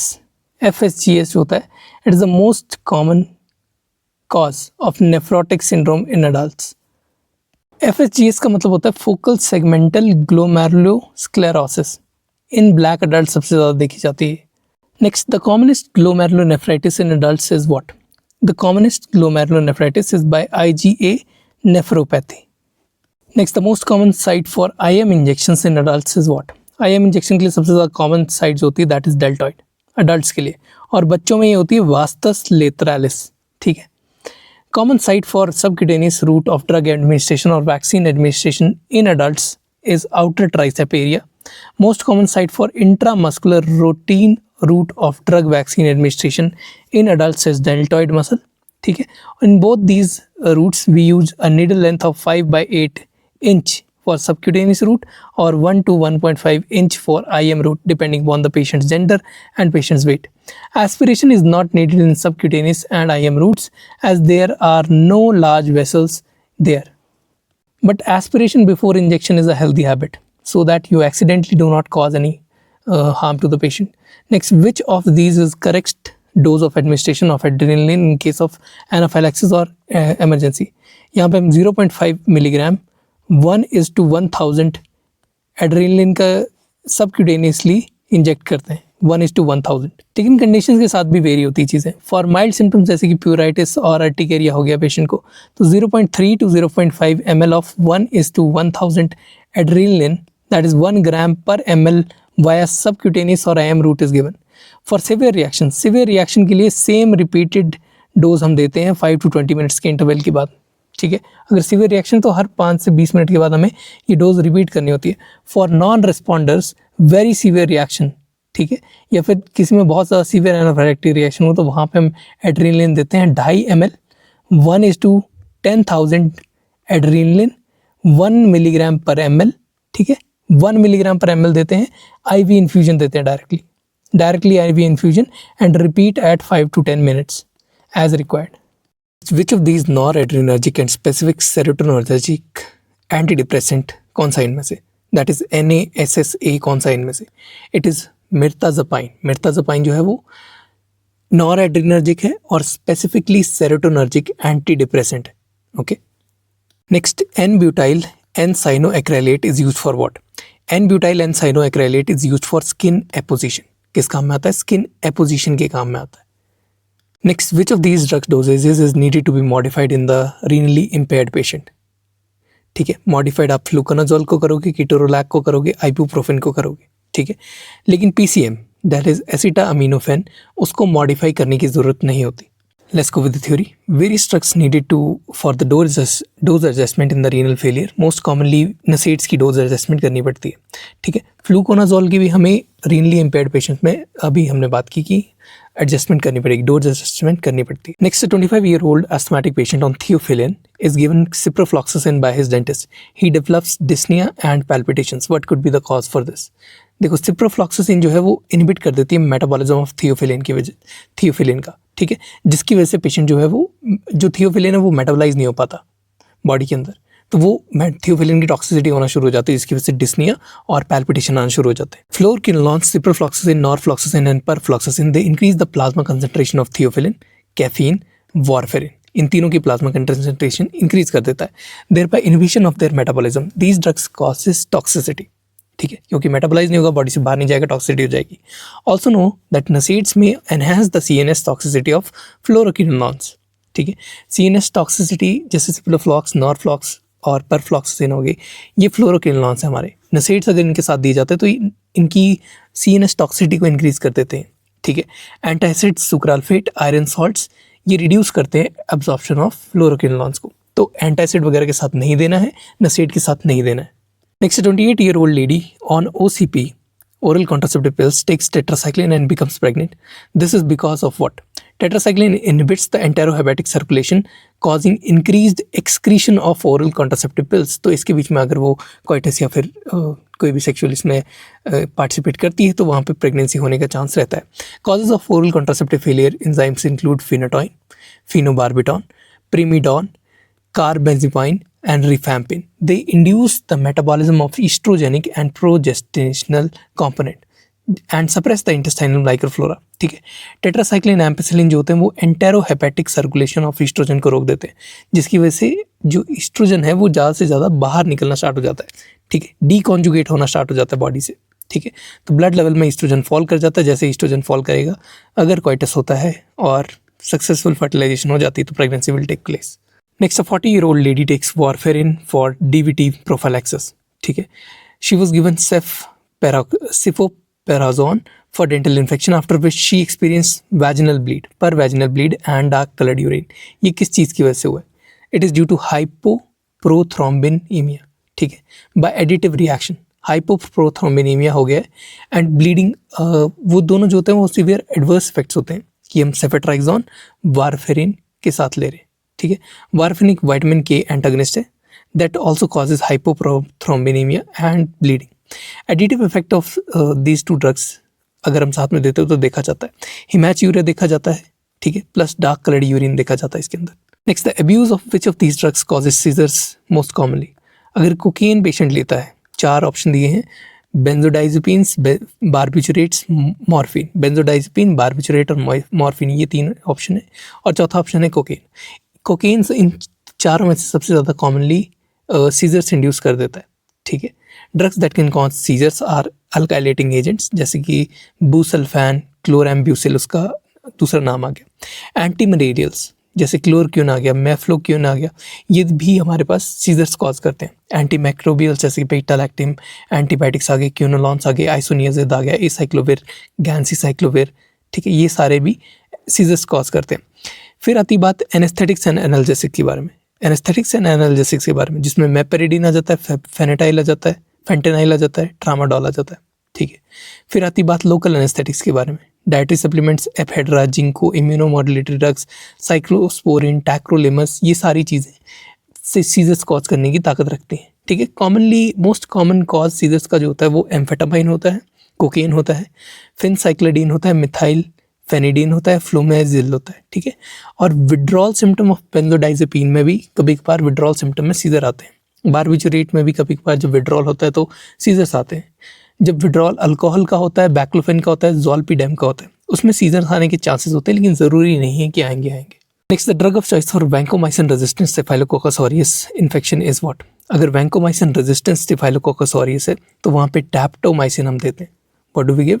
We give daptomycin, DAPTOMYCIN. Next, opiates cause which of the following. तो इन 4 ऑप्शन में से यूरिन रिटेंशन जो है वो ओपिएट्स करवाते हैं. Side effects of opiates are drowsiness, dizziness, nausea, vomiting, constipation, difficulty in breathing is there, meiosis is there, blurring of vision is there, urinary retention is there. Specifically in elderly male उसमें urinary retention होना शुरू हो जाता है. Tolerance develops to most of the actions of opioids except meiosis, constipation and convulsions. ठीक है, meiosis, constipation और convulsion को छोड़ के बाकी सारी चीज़ों के लिए बॉडी एडमिट वो चेंज हो जाती है, फिर टॉलरेट कर लेती है. अब्यूज़ पोटेंशियल, अगर मिसयूज़ हो रहा है, अब्यूज़ हो रहा है, एडिक्शन हो रही है, ओवरडोज हो रही है तो उससे फाइनली डेथ हो सकती है. And other side effects are there. Next, which of the following drug is a type C drug और category C drug in pregnancy. ठीक है, तो इसमें कॉर्टिकोस्टेरॉइड्स होते हैं, वो कैटेगरी C के अंदर आते हैं. कैटेगरी C का मतलब है कि कोई रिस्क जो है ड्रग के साथ जो एसोसिएटेड है वो रूल आउट नहीं किया गया अभी तक. ठीक है, it is not ruled out in animal और animal reproduction studies have shown that there is adverse effect on the foetus and there are no adequate and well-controlled studies in humans, but the potential benefit of the drug warrant the use of drug in pregnant women despite potential risk. मतलब इसका use जो है, इसका use is greater than इसके side effects. That is known as schedule C और type C drugs. Type C drugs में morphine आता है, कोडीन आता है, एट्रोपिन आता है, कॉर्टिकोस्टेरॉइड्स आते हैं, एड्रेनलिन आता है, थायोपेंटॉन आता है, बुपिविकेन आता है. Vesicoselective drug among the following is what. Vesicoselective drug, it is tolterodine. Tolterodine जो है वो वेजोसिलेक्टिव ड्रग होता है. Vesicoselective drug means that the drugs are used for urinary bladder. ठीक है। मेनली अगर ओवर एक्टिव यूरिनरी ब्लैडर है, over active activity है, बहुत बार बार टॉयलेट आता है, तो वहाँ पे वेजो सिलेक्टिव ड्रग्स दिए जाते हैं। एग्जाम्पल है टॉलटेरोडीन, ठीक है। Many anticholinergic drugs are use for this purpose.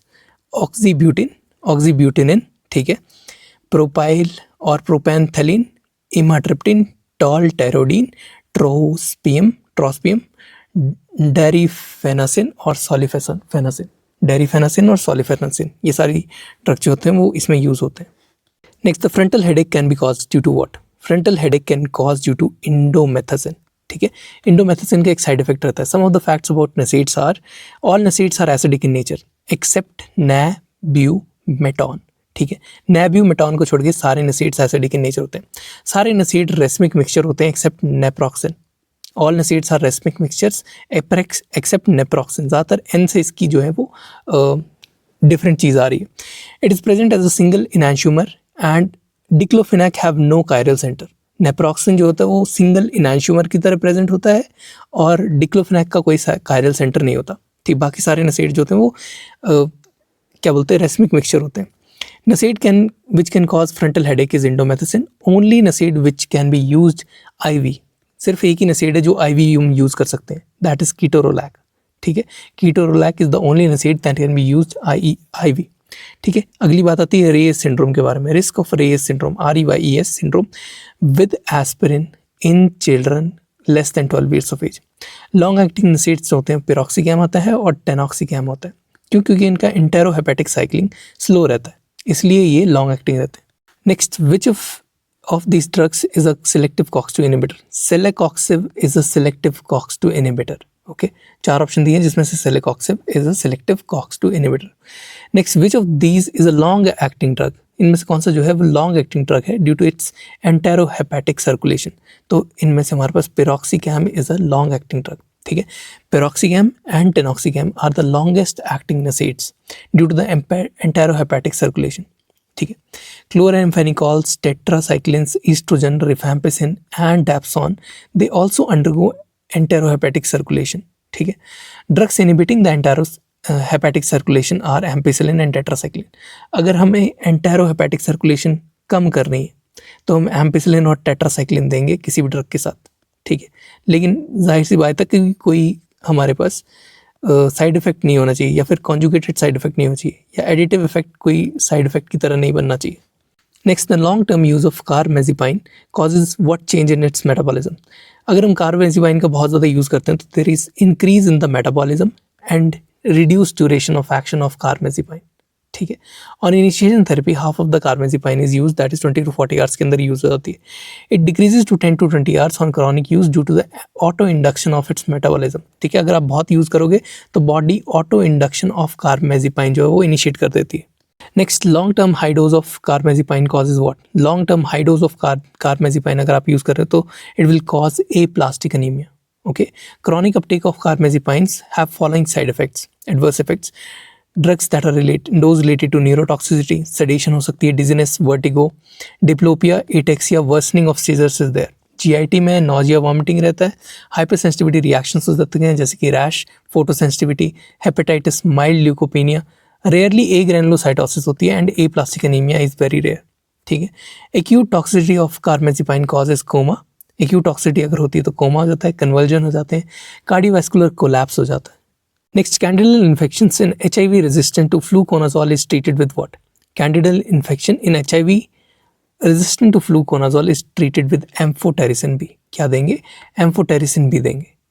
Amphotericin B is also effective against various mycosis and is the gold standard for antifungal therapy. But due to its high toxicity, इसके अलावा हम azoles prefer करते हैं, जैसे कि itraconazole हो गया, ठीक है। It is a new orally active triazole, it is having a broad spectrum of activity than ketoconazole and fluconazole, ठीक है। Orange discolouration of sweat is cause due to what? एक ड्रग है हमारे पास रिफैम्पिसिन जो कि TB में use होता है, उससे ऑरेंज डिस्कलरेशन हो जाती है of the sweat. Rifampicin causes harmless color change that is orange in urine and other secretions. Also know that tuberculosis का बहुत ज़्यादा important facts होते हैं कि Mycobacterium tuberculosis infects 1/3 of the world population. Most commonly in the malnourished, homeless, overcrowded housing जिसमें immunocompromised लोग रहते हैं, ठीक है। एड्स ट्रांसप्लांट पेशेंट्स, उनके अंदर ये चीज़ ज़्यादा देखी जाती है। स्प्रेड एयरबॉर्न होता है वाया वायबल ऑर्गेनिज्म, ठीक है। वैक्सीन BCG वैक्सीन होती है, that is live attenuated vaccine और the strain of mycobacterium bovis. Next, which of these is true for chlorhexidine?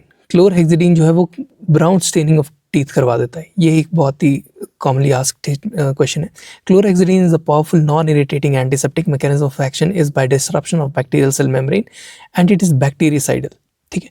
It is more effective against gram positive bacteria, persist on the skin, ठीक है। It is used for surgical swab, neonatal bath, mouthwash and general skin antiseptic. Which of these toxic or irritating agents for the skin? Chlorhexidine नहीं है, alcohol नहीं है, povidone iodine नहीं है। Hypochlorite is toxic for the skin, that is the fourth option.